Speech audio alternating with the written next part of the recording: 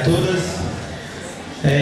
Primeiramente, solicitamos aos portadores de telefone celular a gentileza de silenciar seus aparelhos.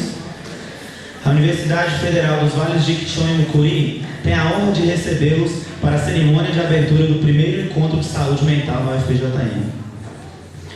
O encontro de saúde mental na UFPJM foi idealizado por diversos setores que trabalham direta e indiretamente com a saúde mental na instituição e tem como objetivo discutir essa temática tão delicada e importante num contexto complexo e diversificado como o da universidade. O objetivo desse encontro é promover a reflexão e construir coletivamente formas de prevenção e enfrentamento do adoecimento mental e do estresse no ambiente universitário, buscando fomentar a vivência de experiências significativas e gratificantes ao longo da vida acadêmica no trabalho.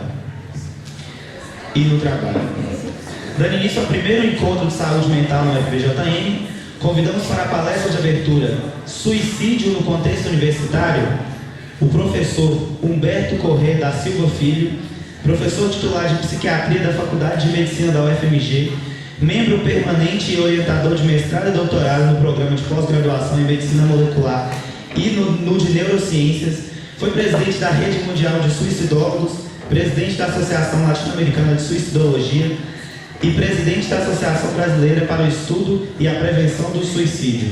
É o atual presidente da Associação Mineira de Psiquiatria.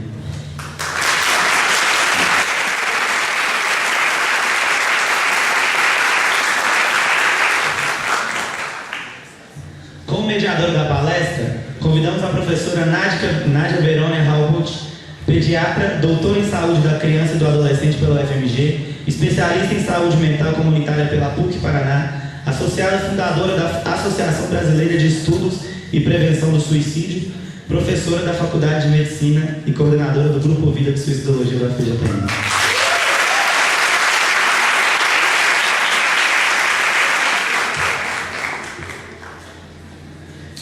Informamos que o espaço para perguntas e comentários será ao final da palestra, com duração de 10 minutos. Agora, passamos a palavra ao professor Humberto Corrêa. Obrigado, professor. Bom dia a todos. É um prazer estar aqui com vocês hoje discutindo esse tema tão importante, né? Obrigado em particular a Nádia, ao Guilherme, aos colegas e amigos aqui de Diamantino, da Universidade dos Vales do Jequitinhonha e Mucuri. Esse é um tema muito importante e igualmente negligenciado. Antes de falar sobre o tema que nós vamos discutir hoje, eu gostaria de perguntar para vocês o seguinte: se vocês tiveram atividade aqui no Setembro Amarelo, todo mundo quer Setembro Amarelo aqui, não conhece? Né? Você sabe por que da cor amarela? Não? Por que do lacinho amarelo que se usa durante o mês de setembro? Sabe? Por quê? Alerta? Não. Alegria também não. Nós vamos ver isso daqui uns minutinhos. Suspense. Bom, nós vamos discutir um pouquinho hoje sobre suicídio, né? E particularmente estigma associado a esse assunto, alguns fatores de risco e algumas formas de prevenção. Só que antes de discutir suicídio propriamente, é importante nós termos uma ideia do contexto histórico e cultural que nós vivemos e que faz com que hoje, em 2018, nós tenhamos tanta dificuldade em falar sobre esse assunto. Todos nós somos mais ou menos narcisistas, né? O que é muito bom, faz parte da formação de uma personalidade saudável, né? Se não for muito exagerado. E temos a pretensão, muitas vezes, de nos considerarmos livres pensadores, pessoas originais, dissociadas a um contexto cultural.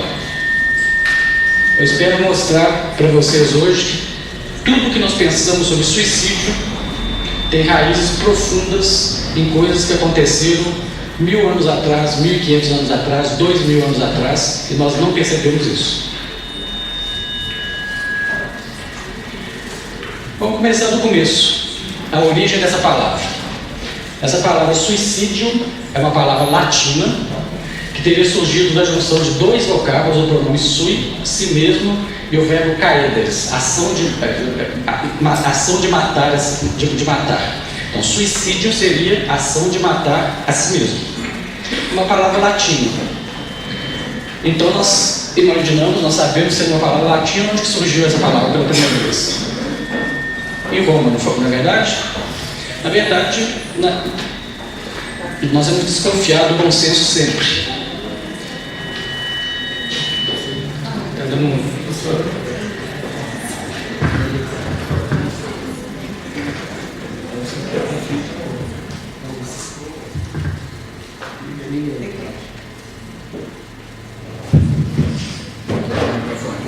Todo mundo escuta? Sim?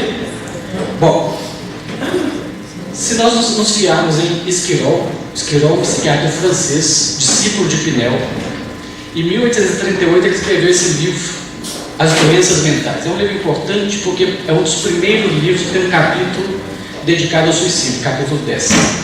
E ele vai falar que não, que na verdade essa palavra não existia e foi criada na língua francesa no século XVIII pelo famoso De Fontaine. Um contemporâneo, e aqui a gente vê, lá no livro do De Fontaine, 1737, a palavra suicídio, se referindo ao suicídio de Catão. Um contemporâneo do De Fontaine, o abade Prévost, no seu dicionário da língua francesa de 1750, ele, entretanto, ele vai falar uma coisa diferente. Ele vai falar que, na verdade, essa palavra não existia no francês e chegou ao francês vindo da língua inglesa. E é essa a origem mais aceita. Essa palavra teria surgido pela primeira vez aqui. Thomas Brown, século XVI, onde nós vemos lá a palavra suicídio, não por acaso se referindo ao suicídio de Catão. Provavelmente o De Fontaine pegou isso daí. Ou seja, século XVI. Não se usava essa palavra suicídio, pelo menos no mundo ocidental até então. Na língua portuguesa, segundo o Wars, a palavra suicídio foi usada pela primeira vez em 1838.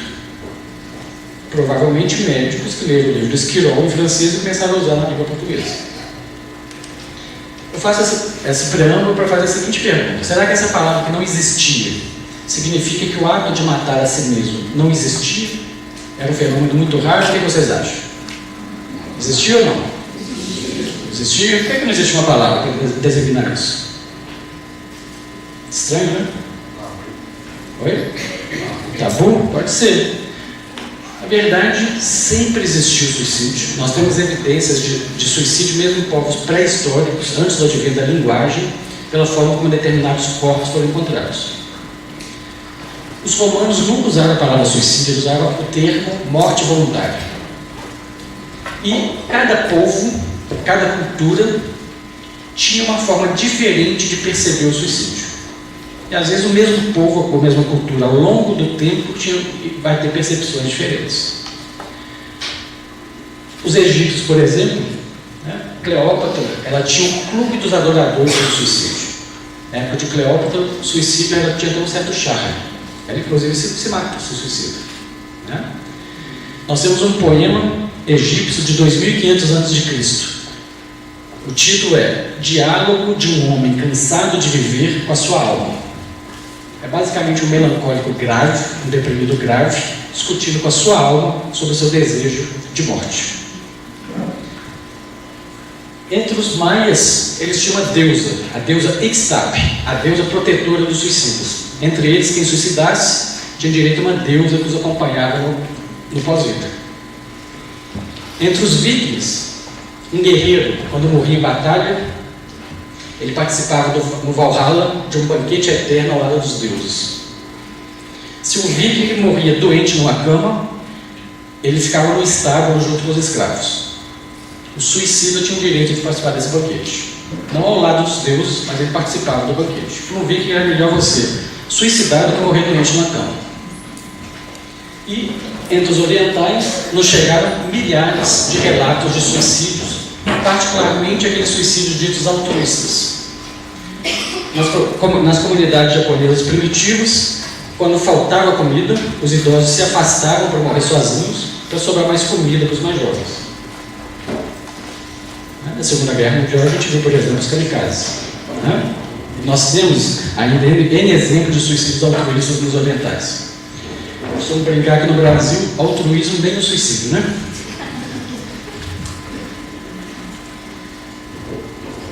Esse é um suicídio famoso, Catão. Nós já vimos duas vezes aqui. Catão perdeu a batalha para Júlio César. Dizem que ele leu Fedro de Platão 2 vezes e se matou, de vergonha de ter perdido essa batalha, essa guerra. Entre os gregos, a percepção do suicídio variava de escola para escola. Platão foi globalmente contra o suicídio. Platão dizia que o cidadão não tinha o direito de privar a cidade da sua vida. Mas ele admitiu o suicídio em algumas circunstâncias extremas. Uma vergonha extrema, no caso do Catão, uma doença muito grave, incapacitante. Então havia algumas possibilidades para Platão. E Platão foi muito importante no surgimento, não no surgimento, mas como uma inspiração filosófica nos primórdios do cristianismo, que nós vamos ver daqui a pouco. Nós temos alguns cartões modernos, alguns exemplos de cartões atuais. Esse aqui é um ministro da Agricultura japonês. Ele foi pego num caso de corrupção, a incrível soma de $6.000, e de tanta vergonha ele se matou. Aqui o primeiro-ministro coreano, também pego num caso de corrupção, e também de vergonha se suicidou. Nós temos outro exemplo na Coreia do Sul, a ex-primeira-ministra está presa. Né?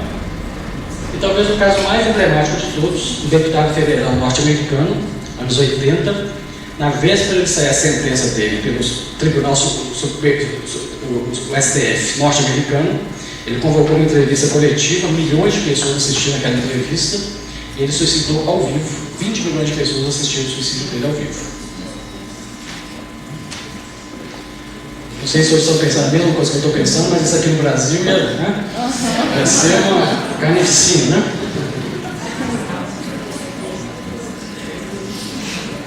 Mas, vamos voltar para o nosso assunto. Um suicídio muito famoso, Lucrécia. Nós estamos em 300 a.C. Lucrécia era uma nobre romana. Roma, na época, era dominada pelos etruscos. E Lucrécia foi violentada por um desses dominadores etruscos, os taquinos. E dizem que ele então chamou o marido dela, chamou o pai e se matou na frente dos dois, como uma forma de dizer que ela havia sido violentada, que aquele ato sexual não havia sido consentido. Esse é um suicídio famoso, a gente vê aqui representado por Tiziano, Rembrandt, Botticelli, por várias razões. Primeiro, porque foi um dos estopins da revolta em Roma, que culminou com a expulsão dos etruscos e a instalação da República Romana. E ficou conhecido ao longo dos tempos por várias outras razões, eu vou falar com vocês daqui a pouquinho. Nos primórdios do cristianismo, o suicídio não tinha a conotação moral que tem para a gente hoje. Eram frequentes as primeiras cristãs, elas fugindo dos seus perseguidores, se suicidavam. E eram chamadas de Lucrécias cristãs. Nós temos N exemplos nas comunidades cristãs primitivas de suicídios coletivos, por exemplo. Inclusive seitas cristãs que admitiam o suicídio como uma forma do cristão mais rapidamente chegar no reino de Deus. A Bíblia está repleta de passagens do tipo: a vida na terra não tem valor o que vale ao reino de Deus.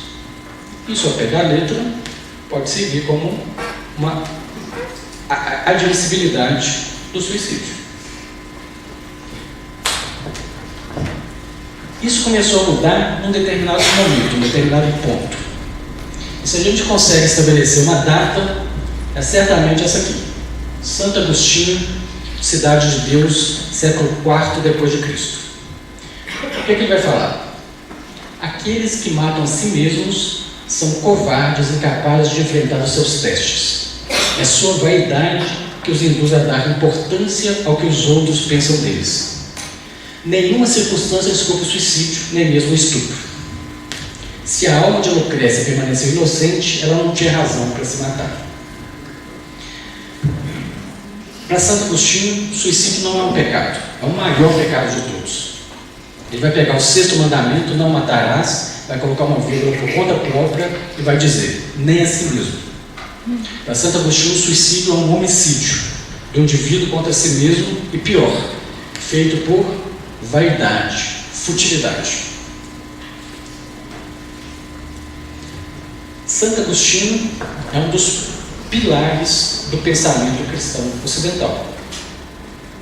Muito do que nós pensamos hoje sem perceber vem daí.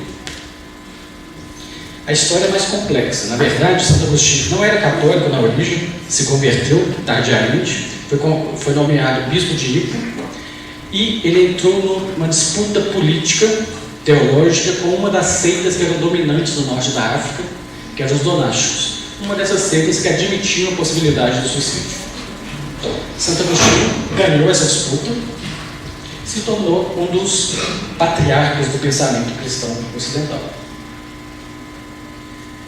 Nos concílios subsequentes a Santo Agostinho, o suicídio vai ser pouco a pouco repreendido, reprimido e perseguido.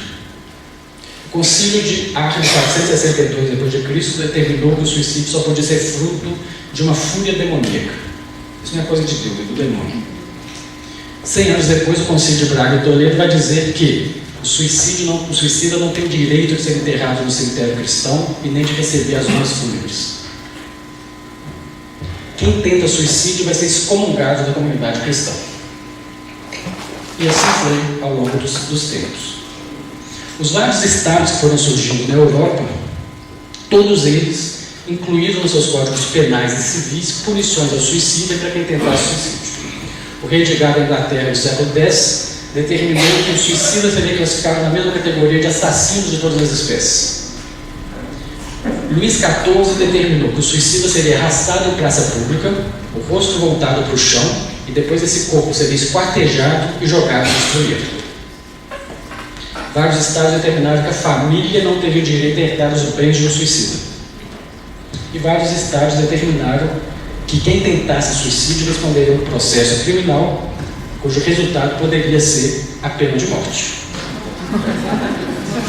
Parece engraçado, né? Vocês estão rindo, mas hoje, em 2018, além dos países muçulmanos, os 30 países, cerca de 30 países muçulmanos que condenam o suicídio pela Sharia, nós temos outros 25 países que criminalizam o suicídio. Nesses 25 países, você tenta suicídio, você responde a um processo que pode resultar em prisão, por exemplo. Pra vocês terem uma ideia, na Inglaterra, que é um país moderno, até os anos 60. O inglês que tentasse suicídio respondia a um processo criminal e podia ser preso por causa disso. O Brasil, muito cedo, no início do século XX, retirou do seu Código Penal punições para o suicida. Por quê? Influência francesa. Esquirol, como eu já comentei, Pinel eram revolucionários franceses. Esquirol, ele dizia, suicídio não é um assunto da igreja, não é assunto do juiz, suicídio é um assunto da ciência. Isso em 1838. Então, na França, rápido, isso foi retirado dos códigos penais e, por influência francesa, retirado do Código Penal brasileiro. Mas o fato de retirar do Código Penal não significa que a cabeça das pessoas mudou. O Papa Bento XV, em 1918, 100 anos atrás exatamente, ele admitiu a possibilidade de que o suicida pudesse ser enterrado no cemitério cristão. Porque, diz ele, pode ter acontecido de no último segundo o suicida ter arrependido. Ele admitiu baseado no eventual arrependimento do suicida. Não que o suicida tivesse direito como qualquer outro ser humano ou qualquer outro cristão.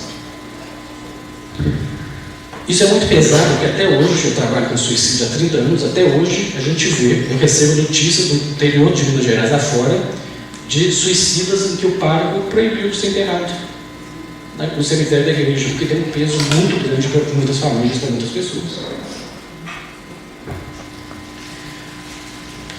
Vocês podem estar imaginando, mas o que eu tenho a ver com Santo Agostinho, um sujeito que morreu 1500 anos atrás, não é verdade? Eu não tenho nada a ver com isso. Eu sou um livre pensador, né? Santo Agostinho não me prega, não é verdade? Eu trouxe para vocês um extrato de uma sentença de um juiz federal brasileiro do século XXI. A situação é: um militar se matou em serviço usando a arma de serviço. Militar é grupo de risco para suicídio. Médico é grupo de risco para suicídio. A sentença do nosso... E a família entrou na justiça tentando equiparar isso a um acidente de trabalho ou um adoecimento mental. A sentença do nosso juiz federal brasileiro. Número 1.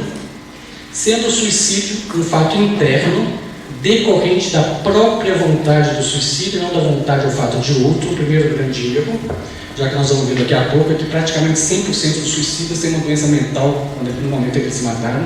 Né? Tratando-se de um ato ético e moralmente reprovável, não pode ser equiparado à morte do militar no cumprimento do dever por doença ou acidente. Premiar o suicídio com promoções e pensões contraria o senso ético e moral. Do ponto de vista lógico-jurídico, é também cabível indenizar-se aquele que injuria a si próprio quanto aquele que injuria ao outro. Eu pergunto para vocês, esse juiz federal brasileiro do século XXI não é Santo Agostinho esculpido em Carrara?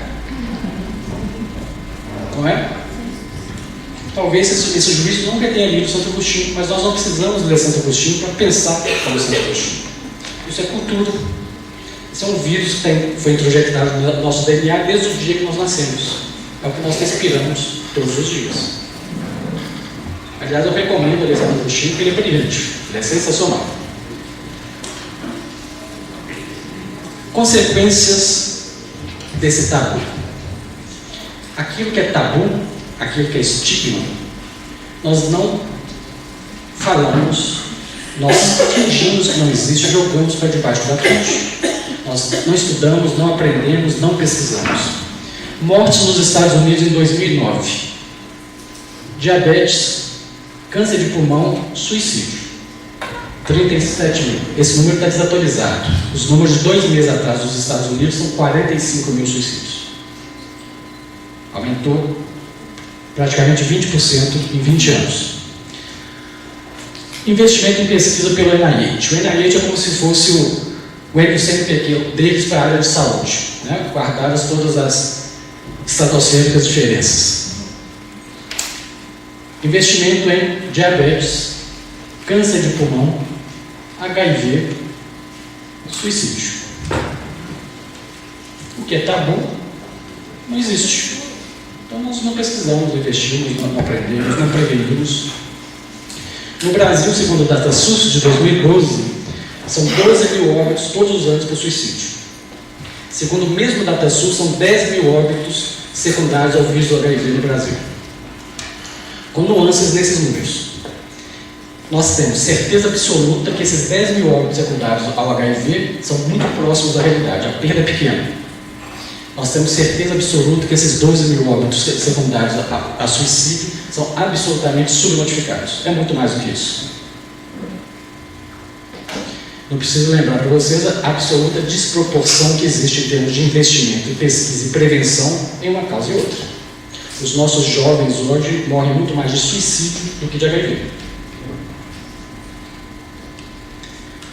Não estou aqui também, obviamente, advogando que não se deva e cada vez mais investir em pesquisa e prevenção do HIV. Obviamente que não é isso. É só para ilustrar a diferença que existe em uma causa e outra.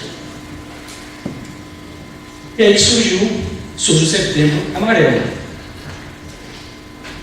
Por que amarelo? Por que setembro? Vou contar uma historinha para vocês em 2 minutos. Em 2003, a Associação Internacional de Prevenção do Suicídio, a IASP, ela resolveu, junto com a Organização Mundial de Saúde, instituir o dia 10 de setembro como Dia Mundial da Prevenção do Suicídio. E a cada ano é escolhido um tema central. Em 2018, o tema é Trabalhando Juntos para Prevenir o Suicídio. Em 2003 foi Suicídio pode ser prevenido. Por que setembro? Por que 10 de setembro? Por que amarelo? Por que o lacinho, que é o símbolo de toda a campanha de prevenção do suicídio? Não tem nada a ver com alerta, com chamar atenção. Tudo começou em 1994, quando esse adolescente norte-americano, o Mike, tinha 17 anos, deu um tiro na própria cabeça. Ele deixou uma cartinha para os pais, às 11h45 da manhã, e entrou no carro dele amarelo, um Mustang amarelo, e se matou. Foi uma surpresa para todo mundo. Parece que o Mike era um rapaz muito acima da média, querido por todo mundo. Ninguém nunca esperava que ele fizesse uma coisa dessa. Foi uma comoção na comunidade acadêmica, escolar, na cidade inteira. O enterro dele tinha milhares de pessoas acompanhando o velório e depois o sepultamento dele. E os amigos, os colegas, os professores, a família resolveram se mobilizar de alguma forma. Esse carro dele, o Mustang dele, estava no ferro velho. Ele recuperou esse carro e reconstruiu esse carro com as próprias mãos, era o xodó dele. Então a família e os colegas decidiram que isso não podia repetir mais com nenhum adolescente daquela comunidade. E, como uma forma de homenagear o Mike, eles fizeram esse lacinho amarelo, que é esse lacinho amarelo por causa do Mustang dele, e o lacinho como um símbolo. Quem está usando o lacinho amarelo está querendo dizer para os outros: eu estou aqui para te ouvir, eu estou aqui para te ajudar. Nunca mais o que aconteceu com o Mike vai acontecer com nenhum adolescente nessa comunidade. Se você precisa de ajuda, me procure. Eu estou usando o lacinho amarelo. E as pessoas começaram a usar o lacinho amarelo. E criou-se então uma fundação, né, que é a Fundação do Laço Amarelo. Aqui no Brasil, em 2015, 4 anos atrás, começou o 4º ano, a Associação Brasileira de Psiquiatria, junto com o CFM, o Exército, o CVV e vários outros, resolveram fazer uma campanha, não apenas no dia 10 de setembro, mas no mês inteiro de setembro, então, que é hoje conhecido como o Setembro Amarelo, que é uma forma de sensibilizar, conscientizar a opinião pública para a importância desse assunto. E que ganhou o Brasil inteiro. Nós temos atividades hoje, literalmente, em todo o Brasil. Monumentos sendo iluminados, palestras, caminhadas na rua e assim por diante. Ok? Então, o setembro de 2019 vai bombar aqui de Diamantina, não é verdade? E a prevenção do suicídio é possível? Óbvio que é possível. Né? O Brasil, infelizmente, não tem nenhuma política pública para a prevenção do suicídio. No início dos anos 2000, 2002, 2003, a OMS convidou os países membros para assinarem um compromisso de criarem suas estratégias nacionais de prevenção do suicídio. O Brasil assinou esse documento e nunca criou. Anos depois, 2008, 2009, a OMS convidou os países membros a assumir o seguinte compromisso: vamos reduzir a mortalidade por suicídio em 15% até 2020. O Brasil assinou esse compromisso junto com centenas de outros países. A mortalidade por suicídio no Brasil aumentou em 20% nos últimos 10 anos. Nós vivemos num país em que os nossos dignatários assinam compromissos internacionais e não cumprem. Né? Imagina o que eles fazem conosco. Prevenir é possível. Esse aqui é um guia da Organização Mundial de Saúde com algumas dicas de como fazer isso. Basicamente, eles falam: uma política de prevenção do suicídio tem que ter objetivos claros. Qualquer pessoa que lê uma estratégia de prevenção do suicídio tem que entender, do acadêmico especializado no assunto ao motorista da ambulância. Todo mundo tem que entender o que está sendo dito, e de preferência que seja de forma objetiva. E um dos pilares de toda a campanha de prevenção do suicídio é combater o estigma.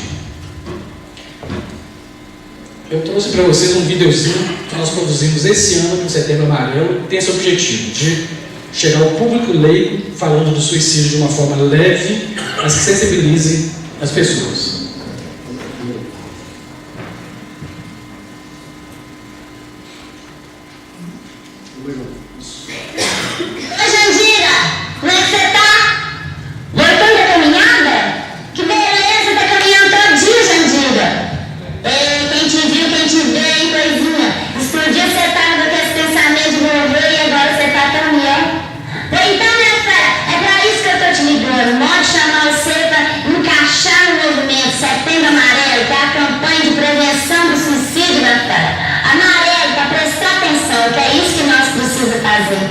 Procurar ajuda, procurar um profissional da saúde, tentar livrar essa tristeza, que nem você fez. Eu fico tão satisfeita de ver você assim, Jandira. E foi ajudando você para descobrir que a gente pode ajudar muitas pessoas. O Setembro Amarelo é modo de prevenir coisinha. Do mesmo jeito que a gente previne uma cárie usando o fio dental, a gente pode prevenir o suicídio cuidando do fio dental da gente e das pessoas que estão perto de nós, vai. O fio dental da gente tem hora que embola, começa de ajuda, tem que entender que suicídio é emergência, tem que procurar um profissional de saúde, não é coisinha? Só que por um rebu para falar desse assunto, o Setembro Amarelo é para quebrar esse rebu, Jandira, para nós se ajudar e ajudar quem está precisando. E nós vamos falar assim, ó. Quem previu, prevê. E quem prevê, não deixa acontecer. Vamos encaixar? Então tá, coisinha. Tchau. Esse vídeo foi feito pela Associação Mineira de Psiquiatria e foi um maior sucesso. Ele está com 500 mil visualizações, está com milhares de compartilhamentos e a gente recebe centenas de mensagens todos os dias de pessoas leigas, né, que assistem o vídeo e se interessam pelo assunto e perguntam, querem saber o que está acontecendo. Esse é o objetivo, sensibilizar a opinião pública. Né? Com a opinião pública sensibilizada, nós podemos talvez pressionar o poder público a fazer alguma coisa que não fez até hoje. Tudo que vocês veem sobre prevenção do suicídio no Brasil é organizado pelo terceiro setor. Vamos discutir um pouquinho sobre fatores de risco. Para prevenir o suicídio, a gente tem que entender quem suicida, como suicida, as circunstâncias em que isso acontece. Nós vamos falar uns 5 minutinhos sobre isso. Vou começar com Durkheim, um sociólogo francês, século XIX. Durkheim estudou o suicídio na França ao longo do século XIX do ponto de vista social, sociológico. Né? E ele criou esse conceito de laço social. Para ele, numa determinada comunidade, maiores os laços sociais, menores as taxas de suicídio. Esse é o conceito sociológico que nós podemos transportar para o indivíduo. Quanto mais os laços sociais tem o indivíduo, mais protegido ele está em relação ao suicídio. Quem é casado suicida menos do que quem é solteiro ou viúvo. Né? Mas eu falo sempre que depende muito de casamento, obviamente. Né? Eu sempre falava disso que dependia, um tom de brincadeira, que dependia do casamento, até que no mês passado foi publicado um artigo excelente, dizendo que mau casamento faz mal para a saúde. Então eu tinha razão. Quem está trabalhando suicida menos quem está aposentado ou desempregado. Quem tem filhos suicida menos do que quem não tem. Quem tem uma religião suicida menos do que quem não tem uma religião. E aqui o interessante é que não depende da religião. Né? Não é uma questão de fé. É uma questão de pertencimento a uma comunidade. Você se sentir parte de um grupo. E assim por diante. Outra coisa importante, os famosos 3D, do ponto de vista psíquico.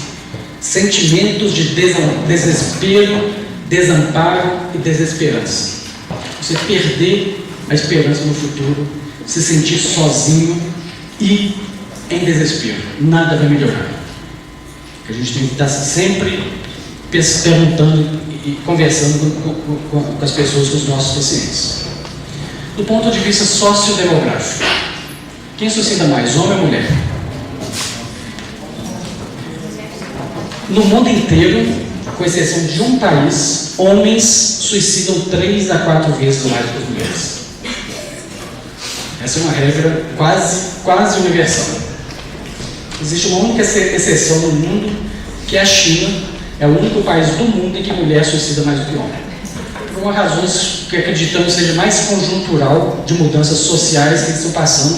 Eles passaram por um processo de migração, zona urbana, zona rural, violentíssimo das últimas 3 décadas. E essas mulheres que suicidam são particularmente mulheres que fizeram essa migração e por alguma razão não se adaptaram no meio urbano.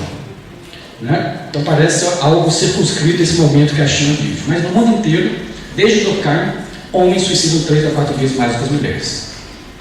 As mulheres tentam suicídio 3 a 4 vezes mais do que os homens. É um paradoxo, né?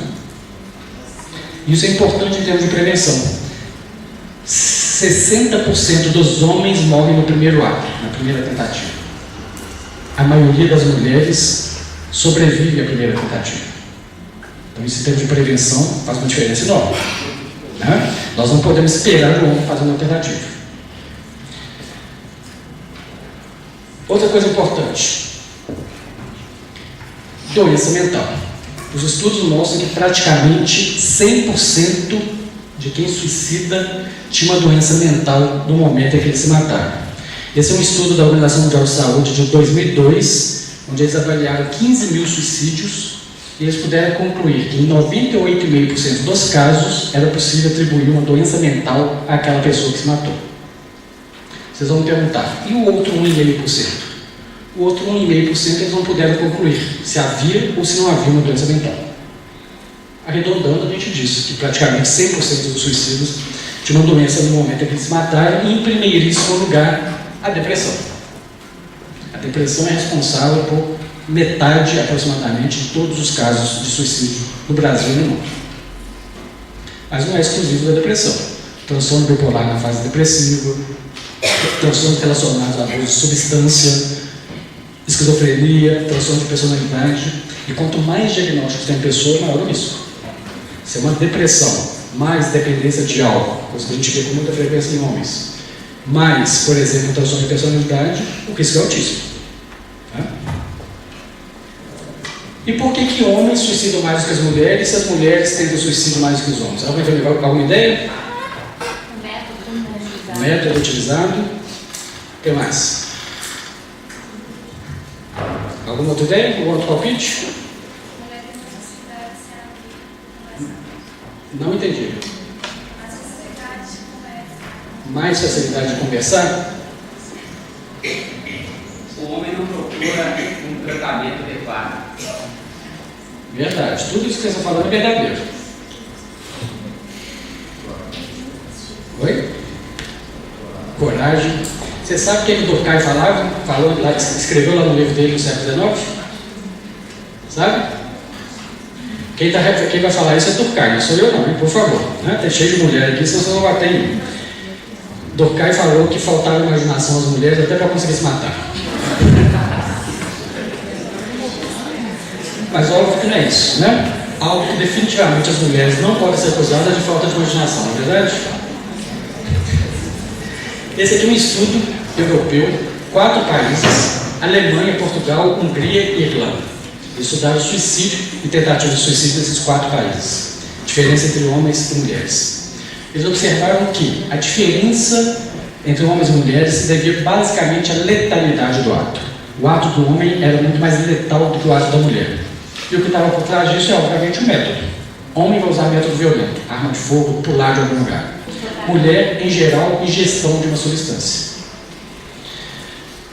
O que é curioso é que mesmo quando homens e mulheres usam o mesmo método, a letalidade do ato do homem é maior do que a letalidade do ato da mulher. Exemplo, militares. Todos eles têm acesso fácil ao método letal. As pessoas se matam usando o método de mais fácil acesso. Militar, arma de fogo, médico, injetando ou ingerindo uma substância. Entre os militares, homens se matam 3 a 4 vezes mais que as mulheres também. Então não é só questão do método em si. Provavelmente o que está por trás disso é impulsividade e agressividade. Se eu pego aleatoriamente 1000 homens, aleatoriamente 1000 mulheres, faço uma avaliação neuropsicológica, na média, no grupo dos homens, eu vou ter scores maiores de impulsividade e de agressividade do que no grupo das mulheres. Homem é mais impulsivo e mais agressivo, na média, do que as mulheres. Então não estou falando aqui de indivíduos, né, mas de grupos. E, em relação à idade, a gente vê uma coisa interessante. À medida que envelhecemos, a letalidade do ato fica maior. Adolescentes e jovens têm atos de pouca letalidade. Adolescentes e jovens são grupo de risco para tentativa de suicídio. Idoso é grupo de risco para suicídio, que explica isso aqui. Em adolescentes, 100 tentativas para um suicídio. Em idosos, 4 tentativas para um suicídio. Na população geral, 10 a 20 tentativas para um suicídio. Só que, nos últimos 30 anos, a gente tem observado um aumento importante da mortalidade por suicídio, também em adolescentes e jovens. Hoje, em 1/3 dos países do mundo, o suicídio é a principal causa de morte em jovens e adolescentes. Na maioria dos outros países, é a segunda causa de morte. E no Brasil? No Brasil, provavelmente a 4ª causa de morte. Por quê? Porque nós vivemos num país selvagem. Os nossos jovens, eles são assassinados, morrem nas estradas, né? Coisas que os países desenvolvidos já ficaram livres.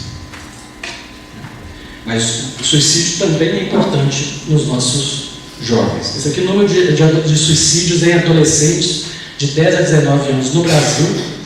Em 2012 foram 800 suicídios nessa faixa etária no Brasil. Dados oficiais do DataSUS. Né? Muito provavelmente é mais do que isso. E uma coisa muito importante, muitas vezes nós banalizamos o ato suicida no adolescente, a tentativa de suicídio no adolescente. Esse é um estudo do ano passado, são dados que assustam. Um jovem do sexo masculino de até 20 anos de idade, que faz uma tentativa de suicídio, tem a sua expectativa de vida reduzida em 18 anos. Se a expectativa de vida no Brasil para ele é 75 anos, ele vai viver em média 18 anos a menos. E a expectativa de vida da mulher, da jovem adolescente, se reduz em 11 anos. Ou seja, tentativa de suicídio adolescente não é uma coisa banal. É um marcador de alguma coisa muito grave que está acontecendo com essa pessoa e que vai impactar de forma significativa a própria expectativa de vida que ele tem. Por quê? Por causa do próprio comportamento suicida, que tem uma tendência a repetir e a morrer por suicídio maior do que os outros, mas parece que não é só isso. Aumenta a mortalidade para doenças cardiovasculares, pulmonares e outras. Por quê? Provavelmente a doença mental que está de base aí vai levar a essas alterações de longo prazo. Ou seja, um adolescente que tenta suicídio não é uma coisa banal. Tem um impacto profundo para o resto da vida dele. E adolescente tem um outro fenômeno, chamado efeito Werther, o efeito de contágio. Werther publicou um livro, final do século XVIII, As Amarguras do Jovem Werther.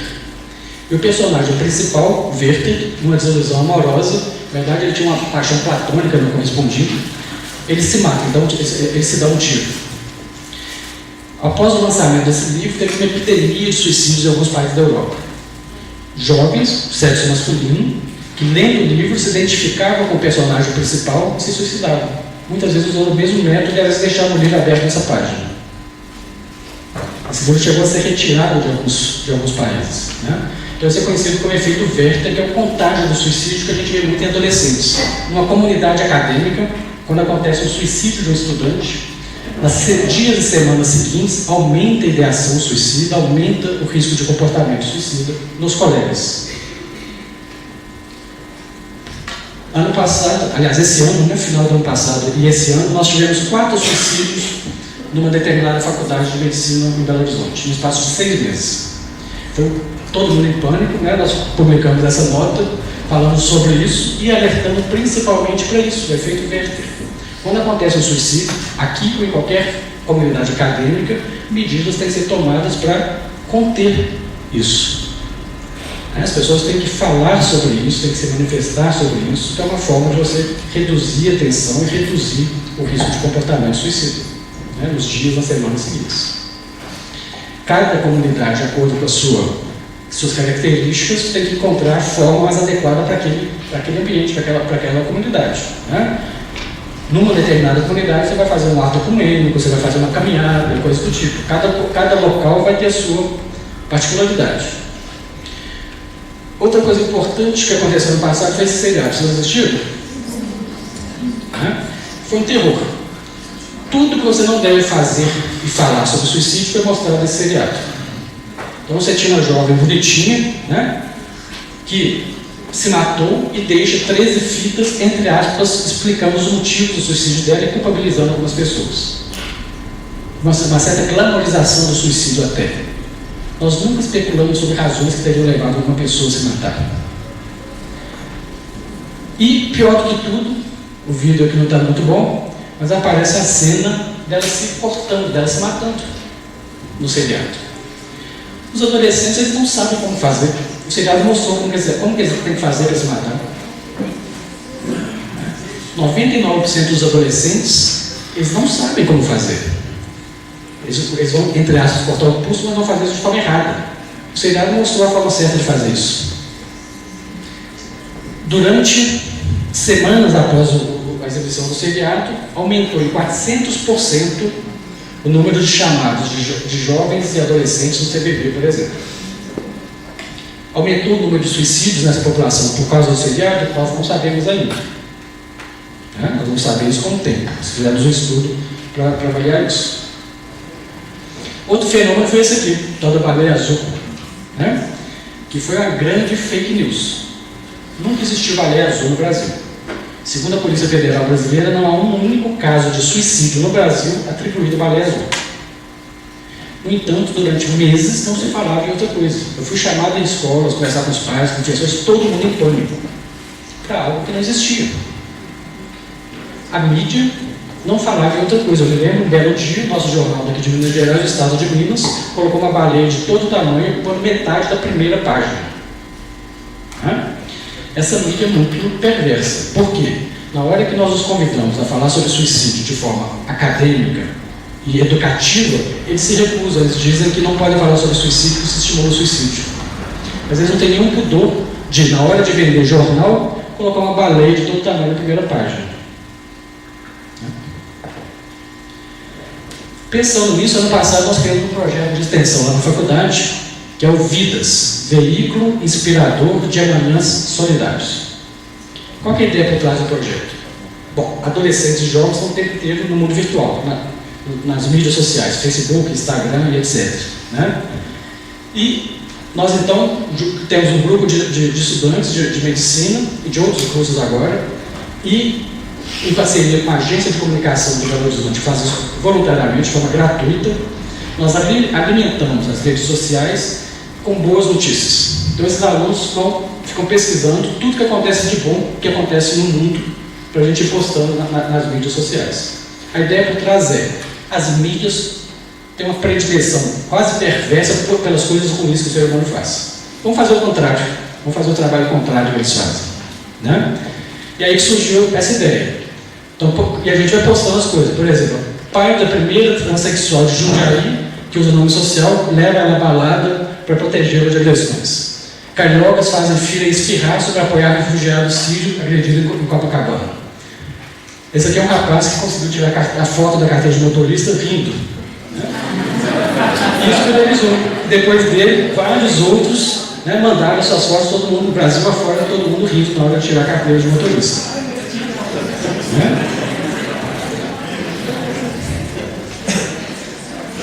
São pequenas coisas que acontecem todo instante e a gente não se dá conta. Passa o segundo vídeo, por favor.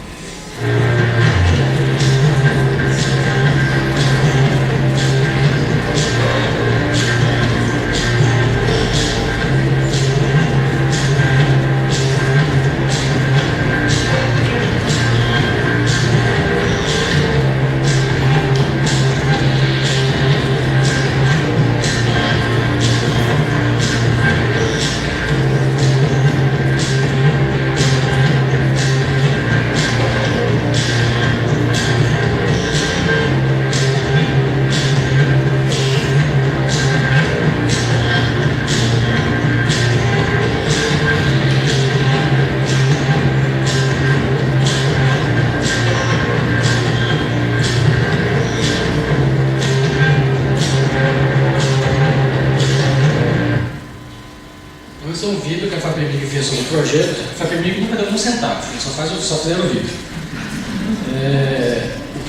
Se vocês quiserem entrar no Instagram, chama Palavras por Vidas. No Instagram, no Facebook, é Palavras por Vidas. Bom,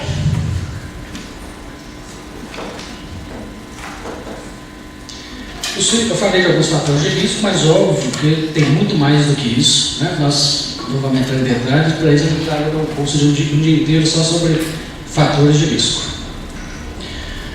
E o que funciona em prevenção? Esse é um estudo do ano passado, feito em escolares europeus, alunos do ensino médio, meninos de 15 a 17, 18 anos de idade.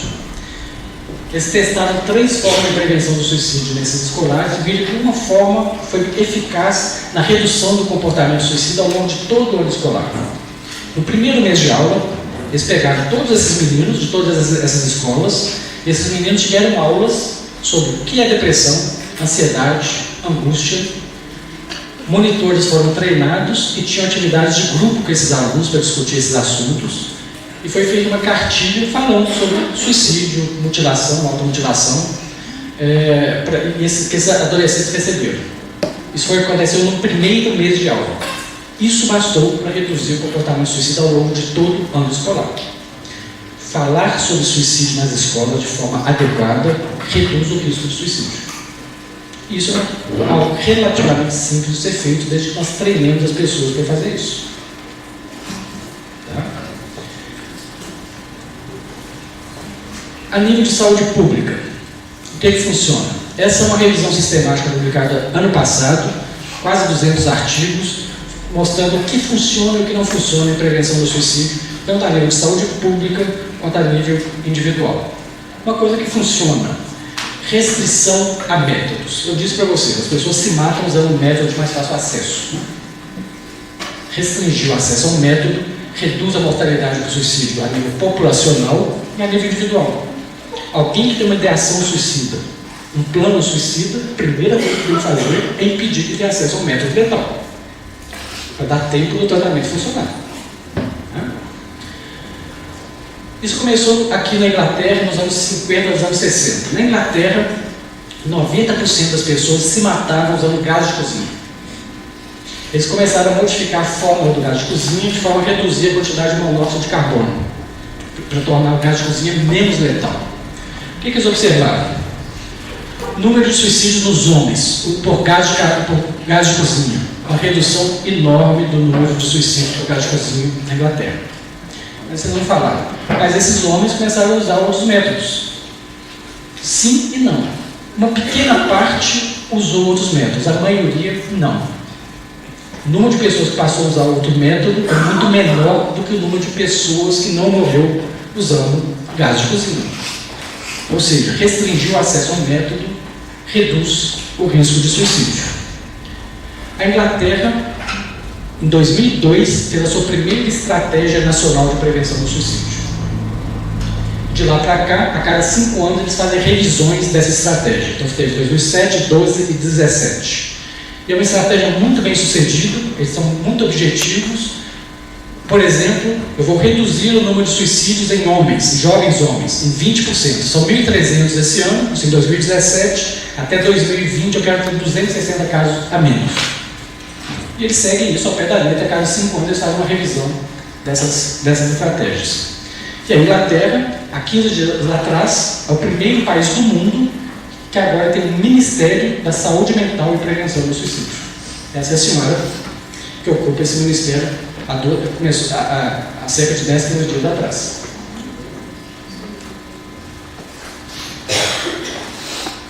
Em Belo Horizonte, as pessoas se matam como? Homens, esse é um estudo que nós fizemos com dados do IML. Homens, metade deles por enforcamento, 20% arma de fogo. Mulheres, 35% enforcamento, 24% uso de substâncias. Então, homens, enforcamento, arma de fogo. Mulheres, enforcamento, uso de substâncias depois do enforcamento. O que me chama a atenção nesse dado aí? 20% dos homens quase se matam por arma de fogo em Belo Horizonte. Esse é um dado que a gente vê na maioria das grandes capitais. Ter acesso legal a uma arma de fogo no Brasil é muito, muito difícil. Muito difícil. Você tem que ir na Polícia Federal fazer um curso de tiro no exército, é uma papelada enorme, você tem que pagar. É muito difícil você ter acesso legal a uma arma de fogo no Brasil. Se 20% dos homens em Belo Horizonte se matam usando uma arma de fogo, significa que nós temos 20% da população com armas ilegais, já que as pessoas se matam usando o método de mais fácil acesso. Esse é um outro estudo muito interessante. Nos Estados Unidos, alguns estados controlam o acesso à arma de fogo, como acontece no Brasil. Outros estados são muito liberais em relação ao acesso à arma de fogo. Você vai na loja e compra. Em 1995, o governo federal norte-americano publicou uma lei, válida em todo o território nacional, que dizia basicamente o seguinte: a pessoa vai na sua loja comprar uma arma, nós vamos dar um prazo de 5 dias para falar se você pode ou não vender arma para essa pessoa. Por quê? Por exemplo, condenados pela justiça não podem ter acesso à arma de fogo. E a lei era tão liberal que dizia o seguinte: se em 5 dias não te responder, você pode vender a arma. Pois bem, bastou isso para reduzir a mortalidade por arma de fogo, a mortalidade por suicídio por arma de fogo nos Estados Unidos. Por quê? Tinha tempo, né? A maioria dos suicídios é impulsivo.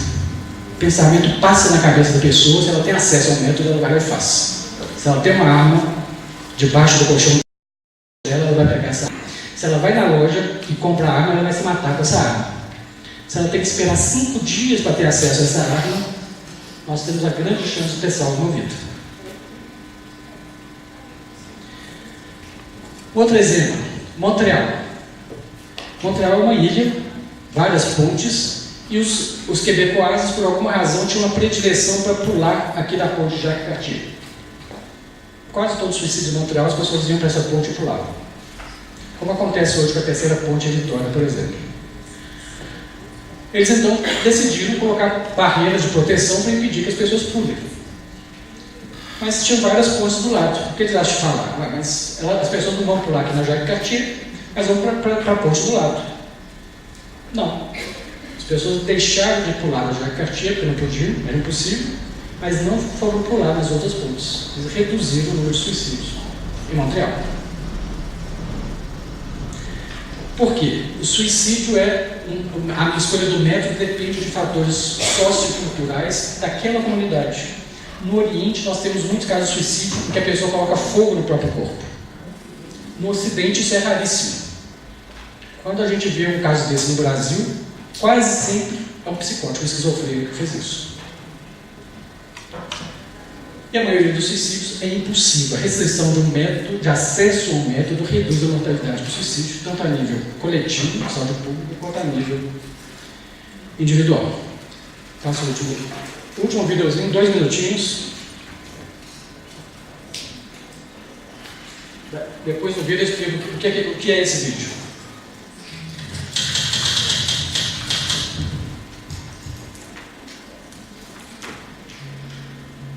A pessoa pode passar por N situações de desespero, fatores estressores e nunca pensar em suicídio. Ele não tem essa vulnerabilidade biológica ou uma vulnerabilidade sociocultural. Já que o indivíduo que tem essa vulnerabilidade e passa por essa situação estressora, ele não tem essa proteção psíquica da resiliência. Ele é vulnerável biologicamente, geneticamente vulnerável. Muitas vezes, basta para esse indivíduo uma situação estressora para ele se matar. Uma dificuldade que nós temos no dia a dia em relação ao suicídio é a dificuldade em identificar aquelas pessoas que estão em maior ou menor risco de se matar. Em geral, nós usamos alguns dados clínicos que nos ajudam com isso. Por exemplo, se tem uma doença mental, se já tentou suicídio alguma vez, se tem uma história da família. É uma série de fatores de risco que, tecnicamente, nos ajudam a dizer se aquela pessoa tem um risco ou não tem risco de vir a se suicidar no futuro próximo. Só que esses parâmetros clínicos são muito pouco específicos e sensíveis, o que dificulta muito o nosso trabalho. Nós acabamos tomando medidas mais extremas para uma pessoa que na verdade não tinha tanto risco e acabamos, em algumas situações, descuidando de alguém que tem um risco, mas que nós não percebemos clinicamente com esses indicadores. Mas há também outros fatores, entre eles a impulsividade. Por se tratar de um ato muitas vezes originário da impulsividade, a maioria das pessoas comete suicídio no início de uma doença mental, como o transtorno bipolar, a depressão ou a esquizofrenia. A depressão, por exemplo, é uma doença que tende a ser crônica e recorrente. Metade das pessoas que fizeram um episódio depressivo vão fazer um segundo. 70% a 75% das pessoas que fizeram 2 episódios vão fazer um terceiro. E quanto mais episódios ela teve na vida, maior a chance de ter o próximo. A maioria das pessoas se lembra no início da doença, o primeiro e segundo episódios. É como se se no início da doença o suicídio levasse agora as pessoas mais impossíveis e deixasse as menos impossíveis. Isso é parte de uma depressão, mas também um transtorno bipolar, a esquizofrenia e em outras doenças. Segundo dados do DataSUS, no Brasil ocorrem cerca de 12 mil mortes por suicídio por ano, enquanto no mundo esse número chega a quase 1 milhão de pessoas. É muito mais do que isso. Até pelo próprio tabu, as pessoas escondem.